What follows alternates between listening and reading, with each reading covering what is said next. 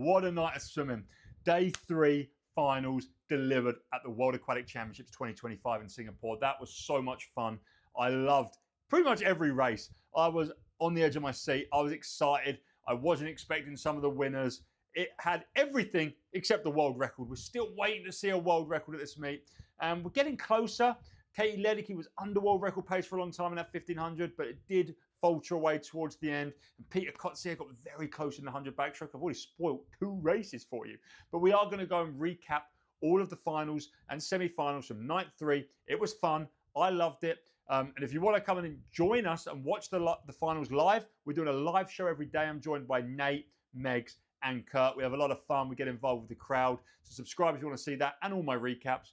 And I am currently doing a few sales on my website. You can sign up to my Raw Speed membership, which is the best way for you as a swimmer to get faster. And the first month is half price if you use discount code Singapore50 with a capital S. That means you're going to pay just £23.50 for the first month. And I've also got all of my 100 race pace programs at a massive discount, including the complete 12 weeks of 100 race pace, which gives you volume 1 and volume 2 for just £88.50, which is 50% off. An incredible deal. Check out the links in my description and in the comments to get these amazing deals. But without further ado, tonight started with a big one. The men's 200 freestyle. They did not mess around. They went straight in at the deep end. And it was always going to be a race between David Popovic and Luke Hobson. Now, David Popovic has the fastest PB, a 142.9 from a few years back. But Luke Hobson's progression has been brilliant, including in the short course meters where he broke the world record in Budapest. And Luke Hobson was the first out. He flipped in 50.0 to have a convincing lead at 100. And the only person that had gone with him was his American teammate, Gabriel Jett, who was in an outside lane, 8th into the final, and decided just to give it a massive smash. He was 50.2. Gabriel Jett did start to fade away, but we did see brilliant back ends from Hobson, from Tatsuya Marusa, who finished 3rd in a new Japanese record of 144.5, but no one had a better last 50 or last 100 than David Popovic. David Popovic was 4th at the 100, 50.5, and descended his last 3 50s like an absolute masterclass in 200 freestyle swimming. Let me just read his splits. 24.0, 26.55, 26.52, 26.43. That's control, that's discipline, that's perfection. 143.5. He won the gold medal. Over a second quicker than he won the Olympics last year. That's 2 years in a row, undefeated in this event. Luke Hobson was basically bang on his PB, 143.8, a brilliant swim as well. And he was 26.3 on the third 50, but just couldn't quite hang on with a 27.3 last 50. 4th place was Korean Sunwoo Hwang, who was also a 144.72. We then had the longest race of the whole pool calendar, the women's 1500 freestyle. And before the race, I said on the live stream, well, this is normally a pretty boring race because Katie wins from start to finish. And then we saw Lani Pallister really attack this race from the early stages. She was out 4:02, which is crazy fast. In fact, Lani was 2 seconds under the world record split at 200, but Katie Ledecky was even faster, 4:01. Lani pushed Katie to the fastest start she's ever had in a 1500. And at 800, she was at a mind-boggling 8:09. The early pace did catch up a little bit, and Katie went on to win in 15:26.4, just off her own championship record and 6 seconds off her own world record. And Lani Pallister really struggled from the early start and faded back into 3rd, although she still had a clear, decisive lead over 4th place Bingji Lee. One of the potentially biggest stories in this race, though, was from Simona Quadrella, the winner in this event in 2019 when Ledecky had to pull out due to sickness, and the defending champion from Doha last year. She shot an 8-second PB for a new European record of 15:31.79, making her the 2nd fastest performer of all time, and she closed so well. Her last half of the race was just mind-bogglingly good. And the race itself in the front end was so good because she was only 0.6 off the European 800 freestyle record, the 8:14.1 from Rebecca Addington back in the 2008 Beijing Olympics. I remember watching that race so vividly as a child. I was 12 at the time. It was one of the first major meets I ever watched every session of. And to think Simona was nearly there, 8:14.73, just to the feet in the 800. If she'd just gone to the 8 hand touch there, she'd have probably got the European record. She's going to be one to watch come the individual race later this week. The men's 50 breaststroke was like great racing because everyone was so tight. I was sad to see my boy Ilya Shimanovic end up in joint 10th, just off of a final place. And in fact, There was tied 5th, tied 8th, and tied 10th in this, meaning technically we should get a swim off for the final spot, and we should also have another swim off for the second reserve spot. I don't know if Ilya and Roman will decide to take that swim off, but really interesting.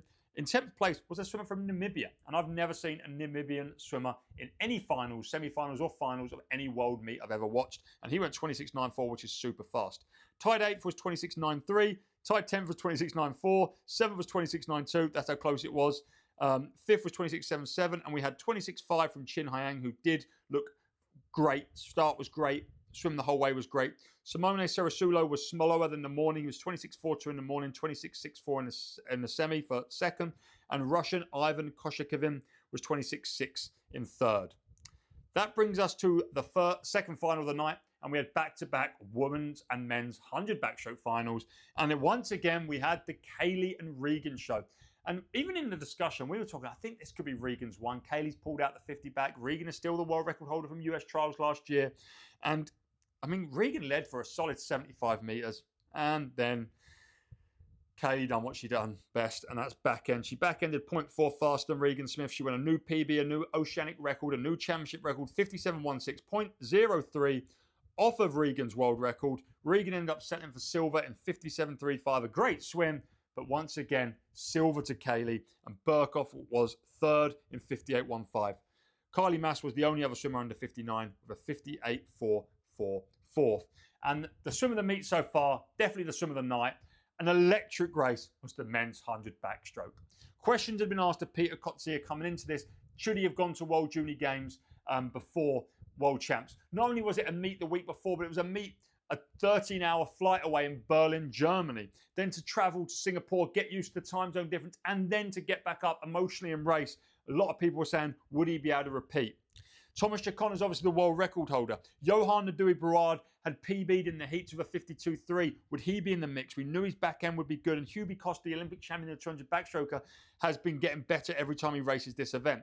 Then, of course, we had the second fastest swimmer of all time, Klement Klasnikov, who we knew would go out fast, but we just didn't know if he'd be able to hang on. At the halfway point, 4 men were at 24.9 something. Pieter, Hubert Koss, Ollie Morgan, Klement Klasnikov. Unfortunately, Koss, Morgan, and Klasnikov couldn't bring it back. They started to swim backwards as Nadui-Berard and Thomas Chacon, who's turned 8th in 25.39, really put the afterburners on and come back in 26.5s respectively. But neither of them could catch up with Pieter Coetzee. Pieter Coetzee set a new African record, 51.85, celebrated on the lane rope. Brilliant job by his coach, Rocco Myron, out in Tux in South Africa. Whereas with a 51.85, yep, as I just said that, Thomas Chacon was second, 51.90, and Johan Nadui-Berard, a new French record, a massive swim in his own right, a massive PB, 51.92 for bronze. Interestingly, they turned 7th and 8th. Chacon and Johan were 7th and 8th at the 50, and then they both blazed back in 6.5s. Having almost identical swims. What a race. It was electric. Then we had the women's 200 freestyle, which saw a very slow first semi-final, and after watching the conclusion, with Erin Gemmell and Jamie Perkins going 155.8 and 156.0. I said, I don't think anyone else except them two is making it through. And I was correct. 6 from the second semi-final, which on paper was the fastest semi-final, made it back. Claire Weinstein, who missed the 400 freestyle earlier in this meet due to illness, is clearly all right now. She's fully recovered. She's on a PB of 154.6, closing in a fast 28.6 for the first seed. Molly O'Callaghan looked controlled the whole way. I don't think she really tried all that hard for a 155.4 PB plus 3 for second. And Erica Fairweather was third seed with 155.5.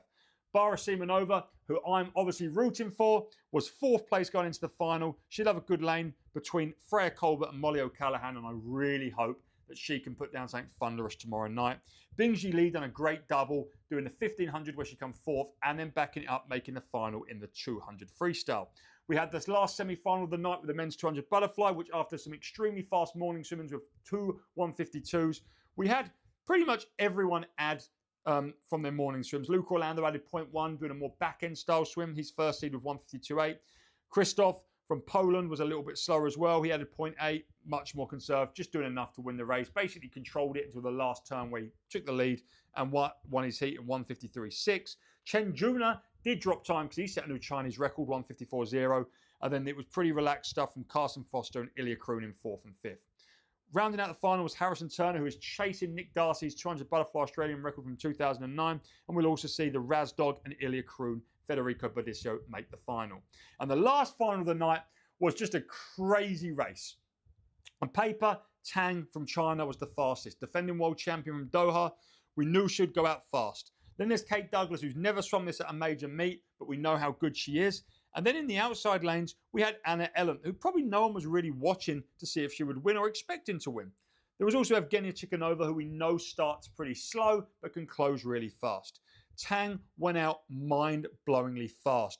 Tang actually turned in 29.84, which is just mental. It's basically world record split, the same as what Lily King went out for when she went 104.1.